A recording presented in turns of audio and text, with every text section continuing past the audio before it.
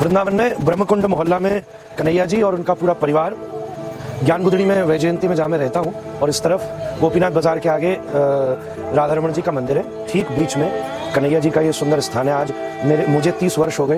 ये आप कुल्हड़ जो देख रहे हो यहाँ, ये कुल्हड़, ये दिए सब ये बचपन से पिताश्री मंगाते थे और वहाँ हमारे आश्रम के सारे भंडारे और उत्सव में काम में आते थे। और वास्तव में दिवाली का जो मूल स्वरूप है वो इन दियों से सज्जित होता है। लक्ष्मी जी की पूजा, गणेश जी की पूजा और द्वीप, तीन का कृत्य दीपावली का स्वरूप है।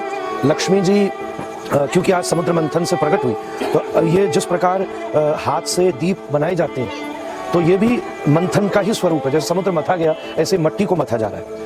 इसी मंथन से लक्ष्मी जी निकली, तो लक्ष्मी जी की पूजा होती है। दीपावली पे न्यू ईयर, नव वर्ष का प्रारंभ है, तो नव वर्ष गणेश जी के पूजन से शुरू होता है, तो इसलिए लक्ष्मी गणेश का पूजन। और तीसरा, अमावस्या की रात्रि में भगवान श्री राम रावण के ऊपर विजय प्राप्त करके वापस आए, तो सारे घरों में दीप प्रज्वलित होते हैं। वो दीप ही तमसो मां ज्योतिर्गमय, हम सबके जीवन को अत्यंत ज्योतिर्मय बनाते हैं। बस मेरी सबसे यही प्रार्थना है कि दीपावली के इस पावन पर्व को इस प्रकार संपादित करें कि हर व्यक्ति के घर में रोशनी पहुंचे, प्रकाश पहुंचे। इन दियों से, मट्टी से जुड़े। तो मट्टी कहाँ से आती है? सामान्य खेत की मट्टी।